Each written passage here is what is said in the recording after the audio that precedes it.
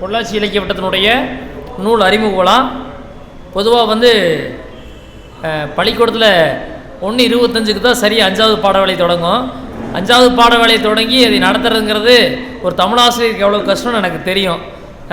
பொதுவாகவே 5வது பாடவேளை யார் கொடுப்பாங்கன்னா தமிழாசிரியர் தான் கொடுப்பாங்க. ஏன்னு கேட்டிங்கன்னா அவர் தான் தூங்குறவங்கள தூங்காமல் பார்த்துக்குவாங்க. அப்படிங்கிற அடிப்படையில் எனக்கு இந்த 1:25க்கு இந்த வீடு திரும்புகிறது நிழல் அப்படிங்கிற ஹைக்கூ தொகுப்பை அறிமுகம் செய்வதற்கு வாய்ப்பளித்துள்ளார்கள். வாய்ப்பளித்த பொள்ளாச்சி இலக்கிய வட்ட நண்பர்கள் அனைவருக்கும் இந்த வேலையிலே நன்றியை பாராட்டி மகிழ்கிறேன்.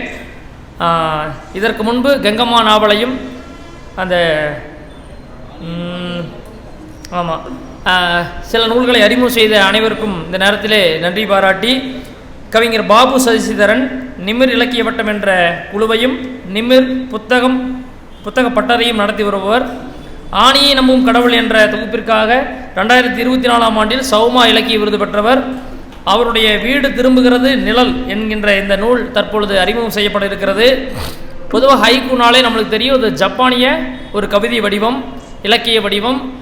அது சில கட்டுப்பாடுகளை விதித்திருக்கும். எப்படின்னா 3 அடி தான் இருக்கணும், 3 வரி தான் இருக்கணும்.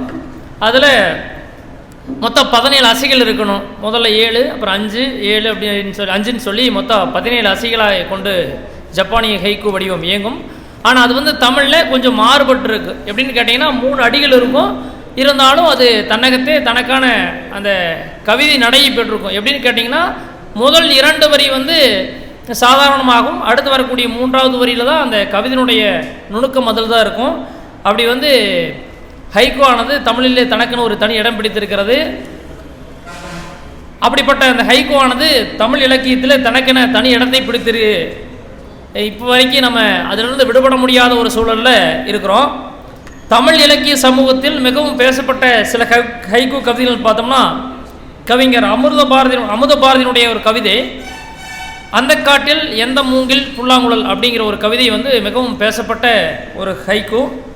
அதே போல் ஈரோடு தமிழன்பன் அவருடைய தொகுப்பில் சிலம்பை உடைத்து என்ன பயன் அரியணையிலும் அந்த கொல்லன் அப்படிங்கிற கவிதை. கவிஞர் முத்து அவருடைய படைப்பில் ரேஷன் கடைக்காரருக்கு குழந்தை பிறந்தது எடை குறைவாய் அப்படின்னு இந்த கவிதையெல்லாம் மிகவும் பேசப்பட்ட ஹைக்கூ கவிதை. ஹைக்கூனாலே பகடி பேசுகிற மாதிரி இருக்குன்னு சொல்லுவாங்க. முதல் 2 வரி படிக்கும் பொழுது 3வது வரி வாசகனே அது என்னவா இருக்குன்னு தேடி பிடிச்சு அந்த 3வது வரி பொருத்தி பார்க்கணுன்னு சொல்லுவாங்க. பொதுவாக ஹைக்கூ படிக்கும்போது ஆரம்ப காலத்தில் 3வது வரி விரலை வச்சு மறைச்சிட்டு முதல் 2 வரி படிக்கும்போது 3வது வரி என்னவா இருக்கணும்னு யோசிக்கிற மாதிரி இருக்கும். அப்படி இருக்கக்கூடிய வடிவம் தான் அந்த ஹைக்கூ வடிவம். இப்படி பேசப்பட்ட கவிதை வடிவத்தில் பேசப்பட்ட கவிதைகளில் பாபு சசிதரனுடைய படைப்பில் வந்திருக்கக்கூடிய இந்த வீடு திரும்புகிறது நெல் என்கிற கவிதையும் அந்த பேசக்கூடிய கவிதை வரிசையில் கட்டாயம் இடம் பிடிக்கும் என்பதற்கு அவருடைய முதல் கவிதை சான்று. அந்த முதல் கவிதை என்னன்னு கேட்டோம்னா, தாய்க்கு தந்தை பால் முப்பால். தமிழ் தாய்க்கு ஒரு தந்தை கொடுத்த பால் முப்பால் திருக்குறள் அப்படிங்கிறத முதல் கவிதையை வச்சிருப்பார். அப்படி பேசப்படக்கூடிய கவிதையாக இவருடைய கவிதை தொகுப்பு முழுவதும் நிரம்பி இருக்கிறது. இது ஒரு வாரத்துக்கு முன்னாடி எனக்கு இந்த புத்தகம் வந்துடுச்சு. மொத்தம் 87 கவிதைகள் இதில் இருக்குது. அதில் ஒரு 10% ஒரு 10 கவிதை மட்டும் நம்ம பார்க்கலான்னு நினைக்கிறேன். ஏன்னா சீக்கிரம் முடிச்சாகணுங்கிற ஒரு கட்டாயம். அதில் முதல் கவிதை எனக்கு மிகவும் பிடித்த கவிதை. கிளையை பிரிந்ததும் நிலத்தை மலரச் செய்கின்றன உதிர்ந்த மலர்கள். கிளையை பிரிந்ததும் நிலத்தை மலரச் செய்கின்றன உதிர்ந்த மலர்கள். இந்த மலர்கள் அப்படிங்கிற இடத்துல நாம் யாரையும் வேணும் வச்சுக்கலாம். ஒரு சான்றோர், ஒரு நல்லவங்க, ஒரு சமூக பொறுப்பாளர் யாராக இருந்தாலும் கூட அவங்க இருக்கிற இடத்துலையும் தன்னுடைய பணிகளை செய்வாங்க. அந்த இடத்துலேருந்து கீழே வந்தாலும் அந்த பணியை செய்வாங்க அப்படிங்கிறதுக்காக இந்த கவிதை இருக்கிறது. அடுத்தது, இன்னும் அகற்றப்படாமல் உச்சத்தில் தான் இருக்கின்றன. இன்னும் அகற்றப்படாமல் உச்சத்தில் தான் இருக்கின்றன சில ஒட்டடைகள். அதாவது உயரத்தில் இருக்கிறங்காட்டி நாம் அது உயரமானது, அது முக்கியமானது, அது ஒரு பெரிய விஷயம் நினச்சிட்ருக்குறோம். ஆனால் அது அப்படி இல்லை. இன்னும் அகற்றப்படாமல் உச்சத்தில் தான் இருக்கின்றன சில ஒட்டடைகள். அது அரசியலுக்கும் பொருந்தும், சிலருடைய வாழ்வுக்கும் பொருந்தும், தனக்கான முடிச்சவங்களுக்கு பொருந்தும். ஏன்னா ஹைக்கூ முதலே நம்ம சொன்ன மாதிரி அந்த 3வது வரி தான் அந்த உயிரோட்டத்தை காட்டும்.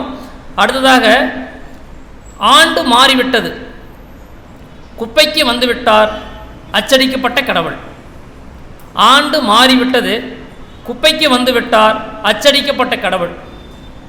இந்த கடவுளுங்கிற இடத்துல நீங்கள் எதை வைக்கலாம் அப்படின்னு கேட்டிங்கன்னா, பொதுவாகவே நாம் ஒரு மதிப்பு மரியாதைக்கிற வரைக்கும் அந்த வாழ்க்கைன்னு சொல்லுவாங்க.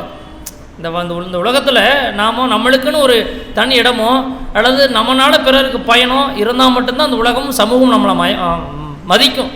இல்லை நம்மளுக்கானது போயிடுச்சு அப்படிங்கிற பட்சத்தில் நாம் எங்கே தான் தூக்கி எறியப்படுவோம்? குப்பையில் தான் தூக்கி எறியப்படுவோம். அப்படி ஆண்டு மாறிவிட்டது, குப்பைக்கு வந்துவிட்டார் அச்சடிக்கப்பட்ட கடவுள் அப்படிங்கிற தொகுப்பு கவிதை வரிகள் ரொம்ப சிறப்பாக இருக்கிறது. அடுத்தது உறவுகளை பற்றியான ஒரு கவிதை ஹைக்கூ. என்னென்னா, உடையும் முறை முகம், உடையும் முறை ஒரே முகம்தான், உடைந்ததும் முகங்களாக மாறிடுது, இல்லை பிரித்து போயிடுறோம். கண்ணாடி உறவு, உடையும் முறை முகம், உடைந்ததும் முகங்கள், கண்ணாடி உறவு. பொதுவாகவே நாம் எல்லோரும் சேர்ந்துக்கிற வரைக்கும் நம்முடைய குறைகள் எதுவுமே தெரியாது. அன்பின் வெளிப்பாட்டில் எல்லோரும் ஒன்றாக தான் இருப்போம். ஆனால் சில நேரங்களில் சில சூழல்களால் நாம் நம்முடைய அன்புக்கு இடையே விரிசல் ஏற்படுகிறது பொழுது அது என்ன ஆகுதுன்னா, உறவுகளுக்கு பிரிந்து போகிறதுங்கிறத தன்னுடைய வரிகளில் பதிவு செய்கிறார். அதுக்கடுத்தது இந்த தொகுப்பு நேரத்தில் திரும்ப நான் மறுவாசிப்பு செஞ்சுட்டு இருந்தேன். ஏன்னா நாளைக்கு பேச போகிறோம், இருந்தாலும் நான் ஞாபகப்படுத்திக்கலாம் அப்படிங்கும்போது வாசிச்சுட்டு இருந்தேன். அப்போது இந்த கவிதையை வாசிச்சிருந்தேன். வாய்விட்டு சத்தமாய் அழக்கூட முடியவில்லை, வாய்விட்டு சத்தமாய் அழக்கூட முடியவில்லை. மூணாவது வரி என்ன வரும் அப்படின்னு நானாக யோசிச்சுக்கிட்டு இருந்தேன். அப்போது எங்கள் துணைவியார் வந்தாங்க. ஒரு ஹைக்கூ சொல்கிறேன், அந்த மூணாவது வரி நீ சொல்ல முடியுமா அப்படின்னு கேட்டேன். நான் சொல்லுங்கன்னாங்க. வாய்விட்டு சத்தமாய் அழக்கூட முடியவில்லை அப்படின்னு சொன்னோன்னே அவங்க சொன்னாங்க ஒருதலை காதல் அப்படின்னாங்க. அப்புறம் என் பையன் வந்தான், தம்பி நான் 2 வரி சொல்கிறேன், 3வது வரி நீ ஃபில் பண்ணணும்டா அப்படின்னு. வாய்விட்டு சத்தமாய் அழக்கூட முடியவில்லை அப்படின்னு அவன் சொன்னால் பல்லு வலிக்கு அப்படின்னா. அப்போது ஹைக்கூங்கிறது அப்படித்தான். அந்த 3வது வார்த்தை என்னத்தை நிரப்புனா சரியாக அமையும் அப்படிங்கிறது அந்த ஹைக்கூனுடைய தத்துவம். வாய்விட்டு சத்தமாய் அழக்கூட முடியவில்லை. நீங்கள் என்ன யோசிக்கிறீங்க? வாய்விட்டு ஃபர்ஸ்ட் லைன், வாய்விட்டு சத்தமாய் 2வது வரி, அழக்கூட முடியவில்லை 3வது வரி என்ன?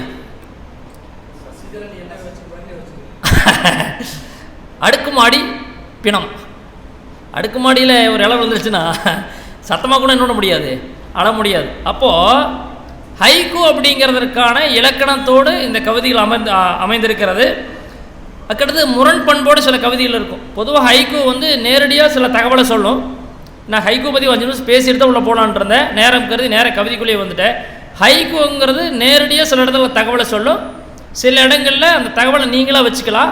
சில இடங்களில் கவிதை முரணாமையும். அப்படி முரணாக ஒரு கவிதை அது. திறக்கும் சாவி கொத்து, அருகருகே ஆடுகின்றன புத்தரும் கத்தியும். திறக்கும் சாவி கொத்து, அருகருகே ஆடுகின்றன புத்தரும் கத்தியும்.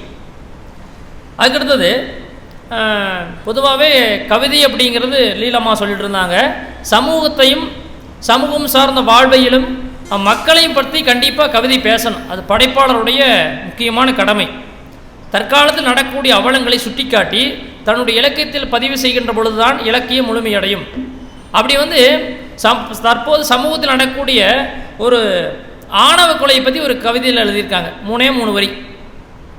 சுடுகாட்டில் விரைப்பாய் எழுகின்றான், சுடுகாட்டில் விரைப்பாய் எழுகின்றான் கீழ்வீதி காதலன், பற்றி எரிகிறது ஆணவ கொலை. அப்போது ஒரு ஆணவ கொலை பற்றி பேசணும். ஒரு கீழ் சமூகத்தை சார்ந்தவனுக்கு காதல் வரக்கூடாதா? இல்லை அவனை சாகும்போது கூட நிம்மதியாக சாகுபடுறாங்களா? இல்லை அப்போ கூட அவன் எந்திரிச்சு தன்னோட கருத்தை சொல்லக்கூடாதா? அப்படிங்கிற பல கோணங்களை உள்ளடக்கி ஒரே ஒரு கவிதைக்குள்ளே, அதுவும் 3 வரியில் ஒரு சாதாரண ஒரு திருக்குறள் மாதிரி இருக்கக்கூடிய 7 வார்த்தைகள் அடக்க முடியுமா அப்படின்னு கேட்டோம்னா அது ஹைக்கூக்கு முடியும். அப்படி அந்த ஹைக்கூ வடிவத்தில் வெற்றி கண்டிருக்கிறார் நம்முடைய கவிஞர். அதுக்கடுத்ததாக இது பொதுவாக அந்த கவிதை எனக்கு ரொம்ப பிடிச்ச கவிதையில் இதுவும் ஒரு கவிதை. 87 கவிதை இருந்துச்சு, 87மே நல்லா இருந்துச்சு. ஆனாலும் இந்த கவிதை எனக்கு என்னமோ ஒரு நெருடலை உண்டாக்கிட்டே இருந்துச்சு. என்னென்னு பார்த்தோம்னா, கூர்மையை இழந்ததால் இன்றும் உருள்கின்றன கூழாங்கற்கள். எப்பொழுதுமே நமக்கான ஸ்டஃப் இருக்கிற வரைக்கும் தான் நாமளாக இருப்போம். நமக்கானதை நாம் இழந்துட்டோம்னா வாழ்க்கையவே உருட்டிட்டு போக வேண்டியதான். ஒரு சாதாரண கூழாங்கற்களாக கூர்மையை இழந்ததால் இன்னும் உருளுகின்றன கூழாங்கற்கள். இது நம்ம சாதாரணமாக நம்ம வாழ்க்கைக்கு பொருத்தி பார்க்கும் பொழுது அது எவ்வளோ தத்துவமார்த்தமான கதை அப்படிங்கிறது அதில் தெரிய வருகிறது. கடற்கரையில் விளையாடி வீடு திரும்பும் மகள். கடற்கரையில் விளையாடி வீடு திரும்பும் மகள் 3வது வரி என்னவாக இருக்கும் அப்படின்னு யோசிக்க வைக்கும். அறைக்குள் வந்தது கடல். சும்மா சாதாரண விஷயந்தான். நம்ம பீச்சில் போய் குளிக்க போனோம்னா அது அப்படியே ஜாலி ஒரு 1/2 மணி நேரம் விளையாண்டு வந்தோம்னா நம்ம போட்டு இன்னர்ஸில் முதல் கொண்டு ட்ரெஸ்ஸில் முதல் கொண்டு மணல் அப்படியே ஒட்டிட்டு வந்துடும். அவ்வளோதான். இது சாதாரண நடக்கிறது. வந்துட்டு நாம் என்ன அது மண்ணை தட்டி விட்டுட்டு தான் போவோம். ஒரு சாதாரணமாக நடக்கக்கூடிய நிகழ்வை கூட தன்னுடைய ஹைக்கூ கவிதையில் கவித்துவமாக தந்திருக்கிறார். கடற்கரையில் விளையாடி வீடு திரும்பும் மகள், அறைக்குள் வந்தது கடல். இப்படி இவருடைய கவிதை தொகுப்பு முழுவதும் சின்ன சின்ன விஷயங்களை, ஒரு அனுபவமான விஷயங்களை, தான் அனுபவப்பட்ட விஷயங்களை, நாமெல்லாம் மிஸ் பண்ண விஷயங்களை, இன்னும் எளிமையாக சொல்ல போனோம், நாமெல்லாம் இதெல்லாம் அப்படின்னு சாதாரண கடந்து போன விஷயங்களை கவிதையாக்கி இந்த வீடு திரும்புகிறது நிழல் அப்படிங்கிற ஒரு சிறப்பான தொகுப்பாக தந்திருக்கிறார். இதற்கு அட்டைப்படம் அந்த அகல்யாஸ்ரீ அப்படிங்கிற அந்த குட்டி பாப்பா வரைஞ்சிருக்கிறாங்க. மிகச்சிறந்த ஒரு கைக்கு தொகுப்பு. அந்த அட்டைப்படத்திற்கான கவிதையை மட்டும் வாசித்து முடிச்சுக்கிறேன். வளர்ந்த மரம், மறையும் சூரியன், வீடு திரும்புகிறது நிழல் அப்படின்னு தன்னுடைய அனுபவங்களையும் தான் கண்ட அனுபவங்களையும் 87 கவிதைகளில் சிறந்த ஹைக்கூ தொகுப்பாக ஆக்கி எழுதியிருக்கூடிய கவிஞர் பாபு சசிதரன். இதுக்கு முன்னாடி இலக்கிய வட்டத்துக்கு ஒரு முறை வந்து பேசியிருந்தார். அந்த கூட்டத்தில் நான் கலந்துகிட்ட நிகழ்ச்சி நான் சொன்னோன்னே அண்ணா நான் பார்த்துருக்கிறேன் அப்படின்னு சொன்னேன். இந்த ஒரு நல்லதொரு வாய்ப்பை நல்கிய பொள்ளாச்சி இலக்கிய வட்டத்தினுடைய தலைவர் அம்சப்பிரியா உள்ளிட்ட அனைத்து நண்பர்களுக்கும் நன்றி பாராட்டி கவிஞருக்கு வாழ்த்து தெரிவித்தும் இந்த நிகழ்ச்சியில் கலந்து கொண்டு கடைசியாக 12 நிமிஷம் முடிச்சுட்டேன். இதுவரை கேட்ட அனைத்து நல்ல உள்ளங்களுக்கும் நன்றி பாராட்டி மகிழ்கிறேன். நன்றி, வணக்கம்.